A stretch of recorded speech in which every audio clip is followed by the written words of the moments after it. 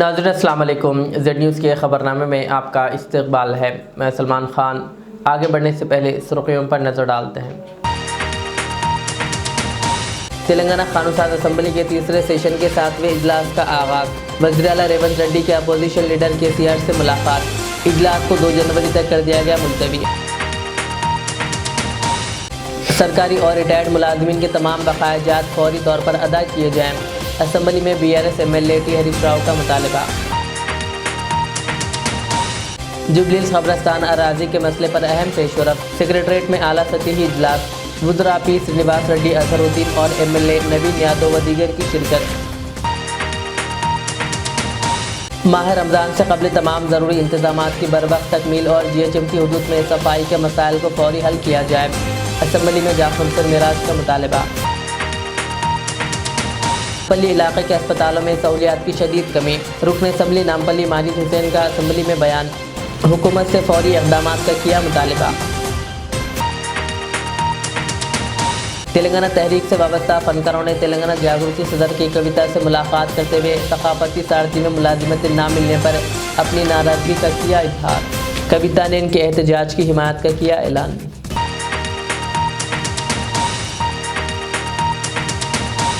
Chinese मांझे की फ़रोख्त से मुताल्लिक़ इत्तला देने पर 5000 रुपये इनाम देने का रुकन असम्बली दानम नागेंद्र ने किया ऐलान। कालेश्वरम प्रोजेक्ट सिर्फ और सिर्फ केसीआर की क़ियादत और अज़्म का नतीजा। आवाम जानती है कि पानी किसने फराहम किया। केटीआर की मीडिया से ट्वीट चाट। कहा, कांग्रेस आवाम को भटकाने की सियासत में होगी नाकाम। फलकनुमा पुलिस हुदूद के इलाकों में इंस्पेक्टर सीतैया ने दुकानों की जांच और चाइनीज़ मांझा ना बेचने की दी हिदायत, वरना की जाएगी कानूनी कार्रवाई। तेलंगाना कानून-साज़ असेंबली के तीसरे सेशन का 7वां इजलास आज से शुरू हुआ। वज़ीर आला रेवंत रेड्डी की असेंबली आमद पर वुज़रा, चीफ सेक्रेटरी और कानून-साज़ कौंसिल व असेंबली के सेक्रेटरीज ने इनका इस्तकबाल किया। इजलास के आगाज़ पर वज़ीर आला रेवंत रेड्डी ने अपोजिशन लीडर केसीआर से मुलाकात की और खैर सगाली का इजहार किया।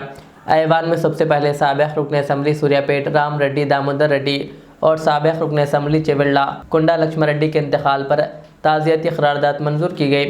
बाज़ स्पीकर गड्डम प्रसाद ने 0 ओवर की कार्रवाई चलाई, जिसके बाद इजलास को 2 जनवरी तक मुलतवी कर दिया गया। The House is urgent to meet again at 10 AM on Thursday, the 2nd January 2026. Telangana कानून-साज़ असेंबली के सरमाई इजलास के दौरान आज एक खुशगवार मंजर देखने में आया, जब वज़ीर आला रेवंत रेड्डी ने साबिक़ वज़ीर आला के चंद्रशेखर राव से ऐवान में मुलाकात की। केसीआर के ऐवान में दाखिल होते ही वो सबकी तवज्जो का मरकज़ बन गए, जिसके बाद वज़ीर आला खुद इनकी नशिस्त तक पहुँचे और मुसाफ़ा करते हुए इनकी खैरियत दरियाफ़्त की। इस मौके पर रियासती वुज़रा श्रीधर बाबू, उत्तम कुमार रेड्डी, कोमट रेड्डी, सीता अक्का और दीगर कांग्रेस के अरकान असम्बली भी मौजूद थे। ने भी साबिक़ वज़ीर आला केसीआर से मुलाकात की। सियासी अख्तलाफात के बावजूद इस खुशगवार मंजर ने ऐवान में मुस्बित माहौल पैदा किया।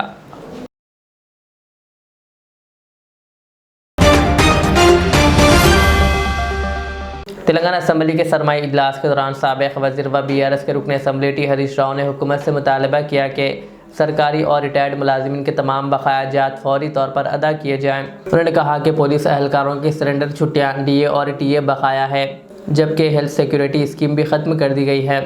हरीश राव ने कहा कि बकाया जात की अदम अदायगी के बायस रिटायर्ड मुलाजिमीन शदीद मुश्किलात का शिकार हैं। उन्होंने हुकूमत से मुतालबा किया कि इंतखाबात से कबल किए गए तमाम वादे बिला ताख़ीर पूरे किए जाएँ और मुलाजिमीन को इनका हक़ दिया जाए। ఈ ఉద్యోగులకు సంబంధించినటువంటి అంశం మాట్లాడాలనుకుంటా ఉన్నాను. ఎందుకంటే ప్రభుత్వ ఉద్యోగులు అనేవాళ్ళు ప్రభుత్వానికి రథచక్రాలు లాంటి వాళ్ళు సంతోషంగా ఉంటేనే అభివృద్ధి కార్యక్రమాలు, సంక్షేమ కార్యక్రమాలన్నీ కూడా ప్రజలకు సజావుగా చేరేటువంటి అవకాశం ఉంటుంది. ఈరోజు వాళ్ళందరూ కూడా తీవ్రమైనటువంటి మనోవేదనతో, ఆవేదనలో ఉన్నటువంటి పరిస్థితి ఉంది. ముఖ్యంగా దేశంలో ఎక్కడ లేని విధంగా ఈరోజు రాష్ట్ర ప్రభుత్వ ఉద్యోగులకు 6 డిఏలు పెండింగ్లో ఉన్నటువంటి పరిస్థితి. అదేవిధంగా పీఆర్సీ అధ్యక్ష, ఈ ప్రభుత్వం వచ్చి 2 సంవత్సరాలైనా ఇంతవరకు పీఆర్సీ ఇవ్వలేదు. ఉద్యోగులందరూ కూడా కోరుతా ఉన్నారు వెంటనే పీఆర్సీ విడుదల చేయాలని. గతంలో కేసీఆర్ గారు 43-39% పీఆర్సీని మా ప్రభుత్వం ఇచ్చింది అధ్యక్ష. అదేవిధంగా ఉద్యోగులకు ఎంప్లాయీస్ హెల్త్ ఇన్సూరెన్స్ స్కీమ్ ఆ రోజు మేము జీవో కూడా ఇచ్చాం. దాన్ని మీరు అమల్లోకి తెస్తామని చెప్పి మేనిఫెస్టోలో పెట్టి కూడా ఈహెచ్ఎస్ స్కీమ్ను అమల్లోకి తేలేదు. దాన్ని కూడా వెంటనే అమల్లోకి తేవాలి. ఉద్యోగుల జీపీఎఫ్ తదితర బకాయిలన్నీ కూడా విడుదల చేయాలని మీ ద్వారా ప్రభుత్వాన్ని కోరుతున్నాం అధ్యక్ష. ముఖ్యంగా రిటైర్డ్ ఉద్యోగులైతే ఈ మధ్య మనం చూస్తూ ఉన్నాం, 39 మంది రిటైర్డ్ ఉద్యోగులు బెనిఫిట్స్ ప్రభుత్వం నుంచి వాళ్ళ సేవింగ్స్ వాళ్ళకి ఇవ్వకపోవడం వల్ల వైద్యం కూడా చేయించుకోలేక ఈరోజు 39 మంది రిటైర్డ్ ఉద్యోగులు మరణించారు. బీఆర్ఎస్ హయాంలో కూడా దాదాపు 15,000 మంది రిటైర్డ్ ఉద్యోగులు రిటైర్ అయితే వాళ్ళందరికీ మేము టైం మీద డబ్బులు ఇచ్చాం. కానీ కాంగ్రెస్ హయాంలో, ఎందుకంటే ఈరోజు నేను అసెంబ్లీకి వస్తూ ఉంటే పొద్దున్నే నా సిద్దిపేటలో ఒక డాక్టర్ జగత్ Kumar Reddy retired JD veterinary పొద్దున్నే నా దగ్గరికి వచ్చి, అన్నా కొద్దిగా అసెంబ్లీలో మాట్లాడు, నేను అక్టోబర్ 2024లో రిటైర్ అయినా, ఇంతవరకు ₹1 రాలేదు, హైకోర్టుకు పోయి ఆర్డర్ తెచ్చుకున్నా అయినా రాలేదు, హైకోర్టులో కంటెంప్ట్ వేస్తే కూడా వాయిదాలు అడుగుతూ ప్రభుత్వం మమ్మల్ని ఇబ్బందులు పెడతా ఉంది. మా రిటైర్డ్ ఉద్యోగుల పెన్షన్ బెనిఫిట్లు ఇప్పించండి, చావు బతుకుల్లో ఉన్నటువంటి మమ్మల్ని కాపాడండి, 30-35 ఏళ్లు ప్రభుత్వానికి సేవ చేసినటువంటి రిటైర్డ్ ఉద్యోగులను ఈ రకంగా వేధించడం ప్రభుత్వానికి తగదు, దయచేసి ప్రభుత్వం దృష్టికి తీసుకుపోండి అని చెప్పి పొద్దున్నే నా ఇంటికి 7 గంటలకే వచ్చి కూర్చున్నాడు సార్. నేను బయటకు వచ్చేసరికి ఏంది ఇంత పొద్దున్న వచ్చినావంటే, ఇట్లా ఉందన్న ఆరోగ్యం బాగాలేదని చెప్పమంటే బట్టి గారికి చెప్తా తప్పకుండా ఈరోజు నేను మాటించి వచ్చి ఈరోజు చెప్తా ఉన్నాను అధ్యక్ష. అదేవిధంగా అధ్యక్ష, సిపిఎస్ ఉద్యోగులను ఓపీఎస్గా మారుస్తామని ఆ రోజు కాంగ్రెస్ పార్టీ ఎన్నికల్లో హామీ ఇచ్చింది. మరి ఎప్పటిలోగా ఓల్డ్ పెన్షన్ స్కీమ్ అమలు చేస్తారు? మరి ఈలోపు గత 2 సంవత్సరాల నుంచి సిపిఎస్ కింద రాష్ట్ర ప్రభుత్వం కట్టాల్సిన కాంట్రిబ్యూషన్ డబ్బులను కూడా మీరు కట్టకుండా वज़ीर अखिलेती बहबूद मोहम्मद अजहरुद्दीन की क़ियादत में क़ब्रिस्तान अराज़ी के मसले पर अहम पेशरफ्त हुई। सेक्रेटरीट में मुनक़दा आला सतही इजलास में जुबली हिल्स असम्बली हल्के के तहत क़ब्रिस्तान के लिए अराज़ी अलाटमेंट पर फ़ैसला कुन इक़दाम किए गए। इजलास में वज़ीर रेवेन्यू पोंगुलेटी श्रीनिवास रेड्डी, MLA नवीन यादव और मुताल्लिक़ा अफसरान भी शरीक हुए। इजलास में वाज़ेह किया गया है कि सरकारी अराज़ी के तहफ़्फ़ुज़ में कोई लापरवाही बर्दाश्त नहीं की जाएगी और जहां ज़रूरत हो वहां महकमे रेवेन्यू, दिफा और वक्फ बोर्ड के इश्तराक से हल निकाला जाएगा। वज़ीर आला रेवंत रेड्डी की हिदायत के मुताबिक ये मसला मुकर्ररा वक्त पर हल किया जा रहा है, जिस पर क़ब्रिस्तान कमेटियों ने हुकूमत और वज़ीर मोहम्मद अजहरुद्दीन का शुक्रिया अदा किया। अस्सलाम वालेकुम वरहमतुल्लाहि वबरकातुहू। आज एर्रागड्डा डिवीज़न के फेडरेशन ऑफ मसाजिद के मेंबर्स क़ब्रिस्तान कोहिनूर गिरे यार्ड के सिलसिले में सेक्रेटेरिएट में रेवेन्यू मिनिस्टर और अक़लियती उमूर के आली जनाब मोहम्मद अज़हरुद्दीन साहब और फ़हीम कुरैशी साहब और जुबली हिल्स के MLA से मुलाकात हुई। अल्हम्दुलिल्लाह इलेक्शन के मौके से जो कांग्रेस पार्टी की तरफ से जो वादा किया गया था CM रेवंत रेड्डी साहब की तरफ से, उस सिलसिले में सारे इंतज़ामात मुकम्मल हुए हैं और इस कार्रवाई को आगे बढ़ाने में अली जनाब मोहम्मद अज़हरुद्दीन साहब अक़लियती उमूर के मिनिस्टर और फ़हीम कुरैशी साहब जो शुरू से दिलचस्पी लिए हैं और इस काम को आसान बनाए हैं। आज ये फ़ाइनल मीटिंग थी हमारी और इसी तरीके से बोराबंडी हल्के वाले और शेखपेट हल्के वालों की भी मीटिंग हुई है। बहुत सक्सेस मीटिंग हुई है और इससे इंशाअल्लाह सारे मसाइल हल हो जाएंगे। और कोहिनूर फैक्ट्री का जो रास्ते का मसला था वो मैजेस्टिक गार्डन और नूर फंक्शन हॉल के दरमियान से रास्ते की तजवीज़ सामने आई है और उसको रेवेन्यू मिनिस्टर साहब ने कलेक्टर साहब को हिदायत दी है कि उसको GSMC के हवाले करके रास्ता क्लियर कर दे और जल्द से जल्द क़ब्रिस्तान को इस्तेमाल के काबिल बना दिया जाए और उसको हैंड ओवर कर दिया जाए। मैं इस मौके पर रेवंत रेड्डी साहब का शुक्रिया अदा करता हूँ और इसी तरीके से अक़लियती उमूर के मिनिस्टर मोहम्मद अज़हरुद्दीन साहब का और फ़हीम कुरैशी साहब का और रेवेन्यू मिनिस्टर साहब का और हमारे नवीन जुबली हिल्स के जो MLA उनका भी शुक्रिया अदा करता हूँ कि अल्हम्दुलिल्लाह इनकी मेहनतों की वजह से और ख़ास तौर पे मोहम्मद अज़हरुद्दीन साहब और फ़हीम कुरैशी साहब की शख्सी दिलचस्पी की वजह से ये एक बहुत बड़ा मसला, देरीना मसला हल हुआ है। हम दुआ करते हैं कि अल्लाह तबारक व तआला इस हुकूमत के हक़ में खैर के फ़ैसले फरमाए। तेलंगाना असम्बली इजलास के दौरान मजलिस के याकुतपुरा MLA जाफ़र हुसैन मेराद ने अवामी मसाइल को मौसर अंदाज में उठाया। उन्होंने माह रमज़ान से कबल तमाम ज़रूरी इंतज़ामात की बर वक्त तकमील और GHMC हदूद में सफाई के मसाइल के फ़ौरी हल का मुतालबा किया। जाफर हुसैन मिराज ने कहा कि मुक़द्दस महीने में आवाम को किसी किस्म की दुश्वारी ना हो, इसके लिए हुकूमत को मौसर इक़दाम करने होंगे। जाफर हुसैन मिराज के मुतालबात पर वज़ीर डी श्रीधर बाबू ने मुस्बित रद्दअमल ज़ाहिर किया। ऑनरेबल स्पीकर सर, आपका बहुत बहुत शुक्रिया जो मुझे ये मौका दिया है। सर, मेरा सवाल सीधे ये है कि जीएचएमसी के अंदर सैनिटेशन का सबसे बड़ा प्रॉब्लम चल रहा सर। यहाँ तक कि ना गार्बेज लिफ्टिंग प्रॉपर है सर, ना स्वीपिंग प्रॉपर है सर। क्योंकि आप देखते हैं कि स्वीपिंग स्टाफ कम की तरफ से एक लोकेलिटी के अंदर बाइलेंस में वीक 10 डेज में एक बार स्वीपिंग हो रही सर।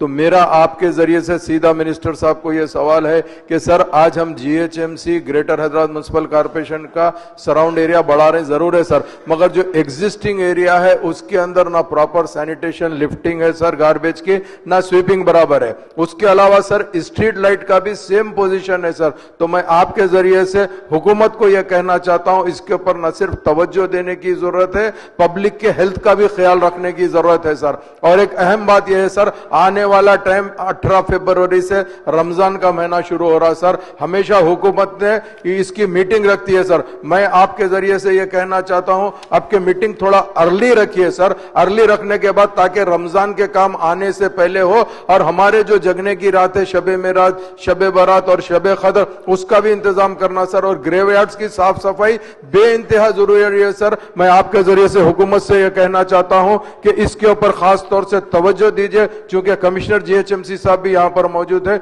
मेरी आपके जरिए से उनको भी रिक्वेस्ट है कि इस पर तवज्जो देने की जरूरत है सर। बहुत बहुत शुक्रिया। నోట్ చేసుకున్నాం అధ్యక్ష. తగు విధమైన గౌరవ సభ్యులు చెప్పినట్టు అధికారులకు కూడా ఆదేశించడం జరుగుతుంది.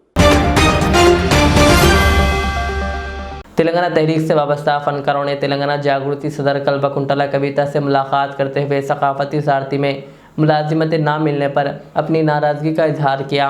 इस मौके पर कविता ने कहा कि तेलंगाना तहरीक को कामयाब बनाने में फ़नकारों का अहम किरदार रहा है और गांव-गांव जाकर खेतों और रक़्स के ज़रिए तहरीक को आवाम तक पहुंचाया गया। उन्होंने वाज़ेह किया कि फ़नकारों के हकूक़ के लिए तेलंगाना जागृति हर सतह पर जिद्दोजहद करेगी। कविता ने बताया कि बीआरएस के दौरे हुकूमत ने 550 फ़नकारों को मुलाजिमतें दी गई, मगर आज भी कई अहल फ़नकार महरूम हैं। उन्होंने मुतालबा किया कि तमाम अहल फ़नकारों को फौरी रोज़गार फराहम किया जाए और कांग्रेस हुकूमत अपने वादे पूरे करे। उन्होंने ऐलान किया कि इंदिरा पार्क में होने वाले एहतजाज में तेलंगाना जागृति मुकम्मल हिमायत करेगी। జై తెలంగాణ. అందరికీ నమస్కారం. తెలంగాణ ప్రజలందరికీ తెలిసిందే, తెలంగాణ రాష్ట్రంలో ఉద్యమం నడిపించిందంటే మాట పాట. మరి మాట చెప్పినటువంటి అనేక మంది పెద్ద మనుషులు మనకు బాట చూపించినట్టే, పాటతోని అనేక మంది సామాన్య ప్రజలకు ఉద్యమం ఏంటి, ఉద్యమ అవసరం ఏంటి, తెలంగాణ రాష్ట్రం రావడం వల్ల లాభం ఏంటి అనేటటువంటి విషయాలు ఊరున గజ్జగట్టుకొని తిరిగినటువంటి కళాకారులందరూ వినిపిస్తేనే ప్రతి ఊర్లో కూడా ఉద్యమం ఉవ్వెత్తున ఎగిసింది. ప్రతి ఊర్లో కూడా ఉద్యమ ఆకాంక్ష అనేటటువంటిది నిలబడేటట్టు చేసింది మన తెలంగాణ పాట అంటే అందులో అతిశయోక్తి లేదు. మరి ఒక్కరిద్దరు కళాకారులు కాదు, వేలాది మంది కళాకారులు దీని వెనుక నిలబడి మద్దతు ఇచ్చి ఉద్యమాన్ని ముందుకు నడిపినారు. అందులో గత బీఆర్ఎస్ ప్రభుత్వంలో దాదాపు 550 మందికి కళాకారులకు ఉద్యోగం ఇచ్చినటువంటి అంశం మనందరికీ తెలిసిందే. అదే విధంగా అదే స్థాయిలో కళ ఉండి, అదే స్థాయిలో అన్ని రకాల అర్హతలు ఉండి ఇంకా కొంతమందిని ఉద్యోగంలోకి తీసుకోలేదు అనేటటువంటి ఒక బాధ చాలా మంది కళాకారుల్లో ఉన్నది. మరి ఇప్పుడు అన్న అనవోజు వెంకటేశం గారి నేతృత్వంలో తెలంగాణ కళాకారులంతా కూడా ఒక ఫోరంగా ఏర్పడి మరి తెలంగాణ కళాకారులకు ఇంకా రావాల్సిన ఉద్యోగాల గురించి పోరాటం చేస్తా ఉన్నారు. ఈ పోరాటానికి తెలంగాణ జాగృతి సంపూర్ణంగా మద్దతిస్తుందని తెలంగాణ రావడంలో ప్రధాన పాత్ర పోషించినటువంటి కళాకారులకు ఖచ్చితంగా మేము అండగా ఉంటాం. కళాకారులకు ఉద్యోగం ఇస్తాం అనేటటువంటి మాట కాంగ్రెస్ పెద్దలు పదే చెప్పడం జరిగింది.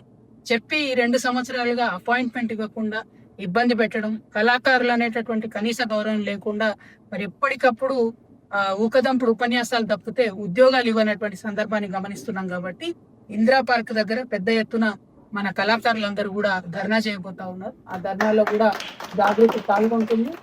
ఈ ప్రభుత్వానికి కనువిప్పు కలిగే విధంగా ఆ ధర్నా ఉంటుందని, ఉండే విధంగా కళాకారులము జాగృతి అందరం కూడా ప్రయత్నం చేద్దాం. ప్రభుత్వాన్ని మేల్కొల్పుదాం, ఉద్యోగాలు సాధిద్దాం. Thank you. జై తెలంగాణ.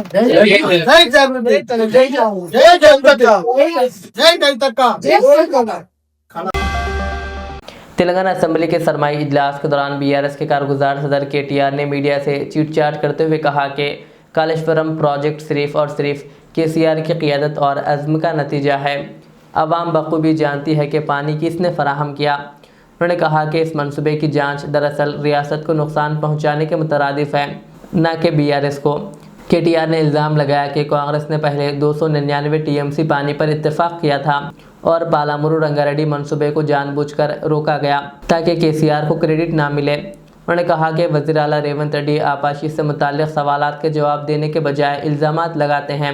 जीएचएमसी हदबंदी पर बात करते हुए केटीआर ने कहा कि ये सब पैसों की खातिर किया जा रहा है, जबकि फ़ोन टैपिंग के मामले पर कहा कि आवाम सब कुछ देख रही है और भटकाने की सियासत कामयाब नहीं होगी। तेलंगाना असम्बली में नामपल्ली के रुकन असम्बली माजिद हुसैन ने 0 ओवर के दौरान नामपल्ली हल्के के सरकारी दवाखानों की खस्ता हाली पर तशवीश का इजहार किया। उन्होंने कहा कि एमएनजे कैंसर अस्पताल, नीलोफर अस्पताल और नामपल्ली एरिया अस्पताल में सहूलियात की शदीद कमी है, डॉक्टर्स की आसामियाँ खाली है और मरीज़ों को सख्त मुश्किलात का सामना है।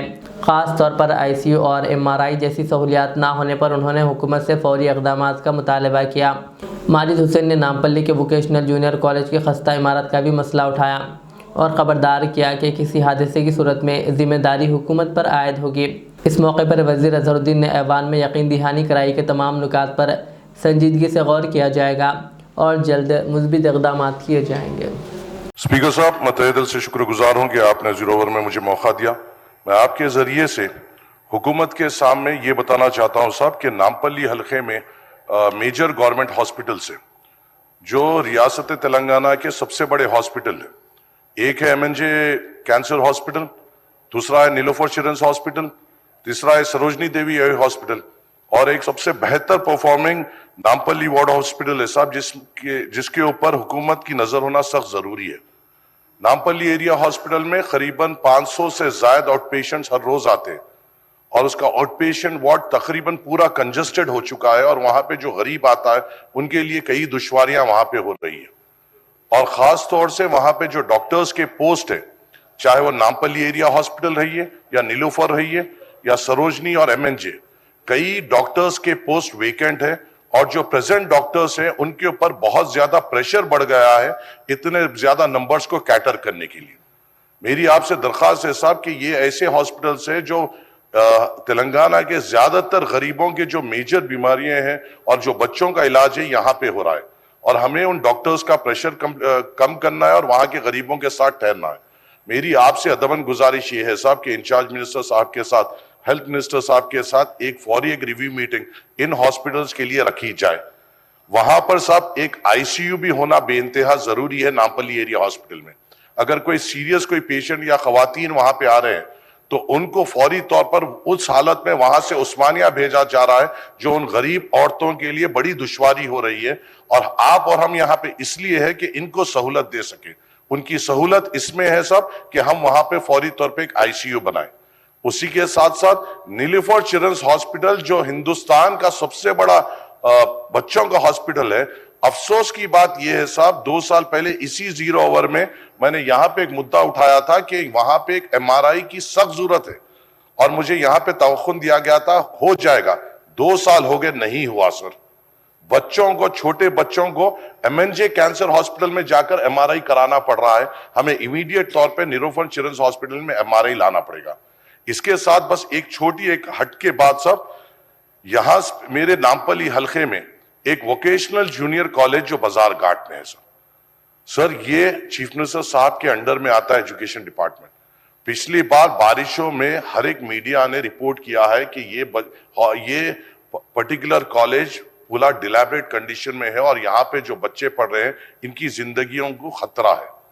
सर उतना बड़ा इश्तिहारात पूरे अखबारात में आए, तेलुगु मीडिया में आए, मगर अफसोस की बात है साहब हमारे लिए कोई ओहदेदार वहां पर आगे बढ़कर उसके लिए क्या इक़दाम लेना चाहिए, किस तरीके से जल्दी उसका सैंक्शन लेते हुए वहां पे एक तामीराती काम शुरू करना चाहिए, इसके ऊपर इक़दाम नहीं ले रहे सर।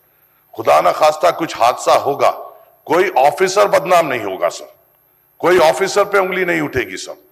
उंगली उठेगी तो ऑनरेबल उनके ऊपर उठेगी जिनके उसमें ये पोर्टफोलियो है सर, और जो हम नहीं चाहते सर, क्योंकि हम उनकी इज्जत करते हैं। हम ये चाहते हैं साहब, ये मुद्दों पे सीरियसली तौर पे नोट लिया जाए, एक रिव्यू मीटिंग इंचार्ज मिनिस्टर साहब के जरिए से इन तीनों चारों हॉस्पिटल की बुलाई जाए, वोकेशनल जूनियर कॉलेज को इमीडिएट सीरियस तौर पे लेते हुए वहां की जो सैंक्शन अमाउंट, मेरे हिसाब से साहब डिप्टी चीफ मिनिस्टर साहब के पास 2 बार वो फाइल आई वोकेशनल जूनियर कॉलेज की, अगर उसकी मंजूरी मिलती है तो अपने गरीब बच्चे जो माशी तौर पे कमजोर है, जो पैसों की वजह से अच्छे कॉलेजेस को नहीं जाते, जो वहां पे जाते हैं, उनकी हम हिम्मत बन सकते हैं।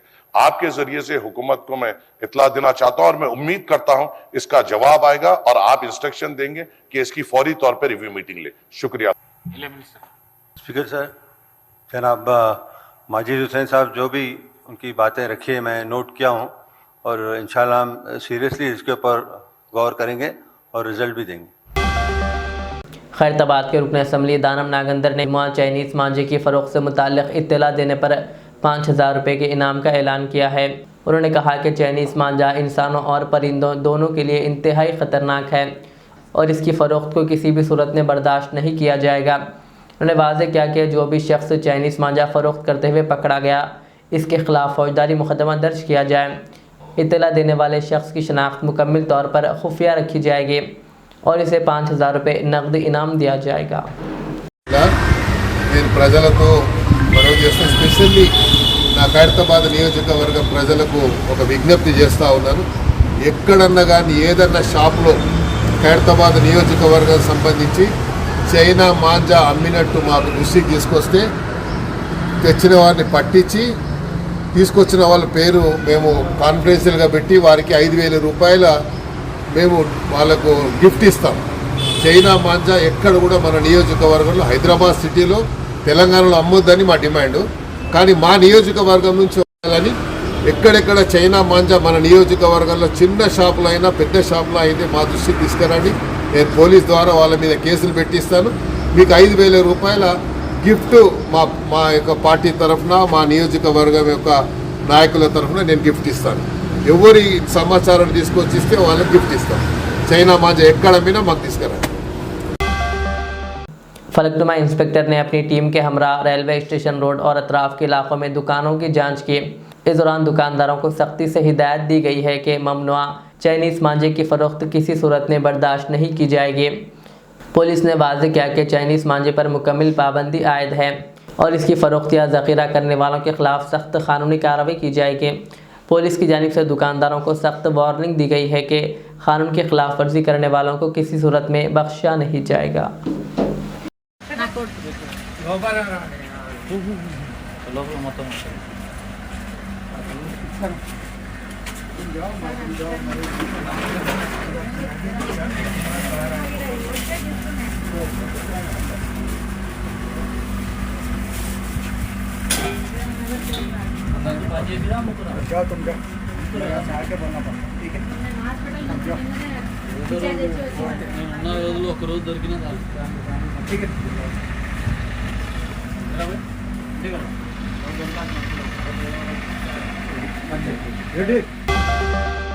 निज़ामाबाद पुलिस कमिश्नरेट के तहत आने वाले 11 पुलिस स्टेशनों से जब्त शुदा तकरीबन 410 ग्राम खुश्क गांजे को आज नजर आतिश कर दिया गया।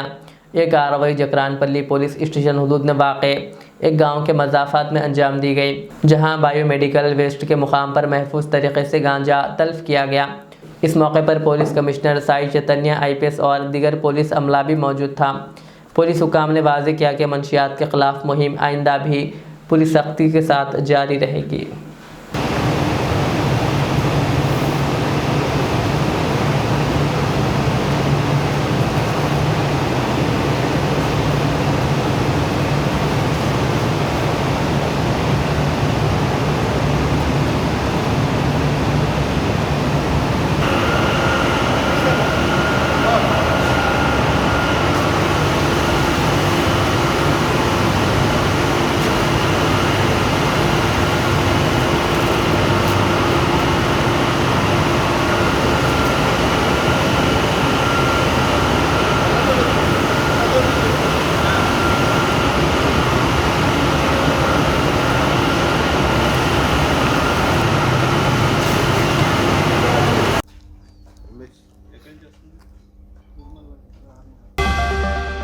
ग्रीनविल एकेडमी स्कूल वाक़ई शालीबंडा में क्लास 5th ता 8th के तलबा के लिए साइंस फेयर का शानदार इनेकाद अमल में आया।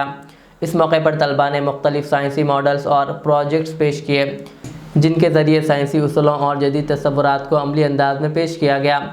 साइंस फेयर का मकसद तलबा में साइंसी सोच, तख्लीकी सलाहियतों और तहक़ीक़ के रुझान को फ़रोग़ देना था। असातिज़ा और इंतज़ामिया ने तलबा की काविशों को सराहते हुए कहा कि ऐसे प्रोग्राम बच्चों के तालीमी और ज़हनी इर्तिक़ा में अहम किरदार अदा करते हैं। Assalamu alaikum warahmatullahi wabarakatuh. At Greenville High School, we are hosting this science fair this year. Again, as our regular series of science fair that we do every year. The purpose of this kind of events, especially science fair and all, is to basically build in capacities into these students, especially getting them familiarized with the science and technologies, and also building in their presentation skills, working in a team skills to be able to work as a contributor to the team. Also presentation skills, and especially this particular year, kids have worked very hard and the teachers have supported them to work in the areas like science and technology, both bio, physics, and also on the IT fields and robotics and science and technology. They have built up a lot of good models. I'm very much excited to see all these students who are focusing on different areas which are coming up as a modern day technology in enhancements. So there is a lot of hard work that has gone into building all these models by both teachers as well as parents. So I thank them all, and also I would appreciate the time that the visitors are taking in to come and appreciate the kids. So it is very good activity that is going on. So I appreciate all the visitors as well. कितने बच्चे इसमें तक participate करें? इसमें तकरीबन जो है 100 बच्चे जो है पार्टिसिपेट कर रहे हैं। ये क्लास 8 से लेकर क्लास 1 तक, तो ये तमाम क्लासेस के स्टूडेंट जो है इसमें पार्टिसिपेट कर रहे हैं। तो ये बच्चों के जरिए से आप पब्लिक के लिए और आवाम के लिए क्या मैसेज है? जी, ये बेसिकली ये इवेंट की मकसद जो है, ये बच्चों के अंदर एबिलिटीज को बिल्ड करना, खास तौर पे प्रेजेंटेशन स्किल्स, जैसा जब ऑडियंस से बात कर रहे हैं तो उसे किस तरह से बात करना, मॉडल्स पे काम करना, और टीम एज ए टीम काम करने की इनकी सलाहियतें बिल्डअप होना। और ये एक मौका है, अच्छा मौका है पेरेंट्स के लिए अपने बच्चों की सलाहियतों को, क्या वो लोग सीख रहे हैं यहाँ पर ग्रीनविल में, क्या एडिशनल उनको दिया जा रहा है, ये महसूस करने का उनका खुद का एक अच्छा मौका है इनके लिए। तो इससे हम दूसरे स्कूल्स को भी और जो है इन जनरल पब्लिक को भी ये एक मैसेज देना चाह रहे हैं कि हमारे बच्चों में काफ़ी सलाहियतें हैं, सिर्फ कमी है तो इनके पास मौक़ों की कमी है, इनको मौका देना चाहिए। ये लोग जो है काफ़ी सलाहियत रखते हैं।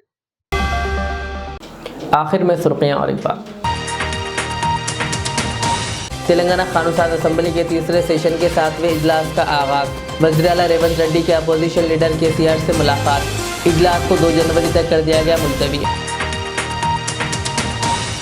सरकारी और रिटायर्ड मुलाजमीन के तमाम बकायाजात फौरी तौर पर अदा किए जाएं। असम्बली में BRS MLA T Harish Rao का मुतालबा। जुबलीहिल्स कब्रिस्तान अराजी के मसले पर अहम पेशरफ्त। सेक्रेटरीट में आला सतही इजलास। वुज़रा पी श्रीनिवास रेड्डी, अजहरुद्दीन और एमएलए नवीन यादव व दीगर की शिरकत। माह रमज़ान से कबल तमाम ज़रूरी इंतजामात की बरवक्त तकमील और जीएचएम की हुदूद में सफाई के मसाइल को फौरी हल किया जाए। असम्बली में जाफर हुसैन मिराज का मुतालबा। पल्ली इलाके के अस्पतालों में सहूलियात की शदीद कमी। रुकन असम्बली नामपल्ली माजिद हुसैन का असम्बली में बयान। हुकूमत से फौरी इक़दामात का किया मुतालबा। तेलंगाना तहरीक से वाबस्ता फनकारों ने तेलंगाना जागृति सदर की कविता से मुलाकात करते हुए सकाफती सारथी में मुलाजिमत न मिलने पर अपनी नाराज़गी का किया इजहार। कविता ने इनके एहतजाज की हिमायत का किया ऐलान।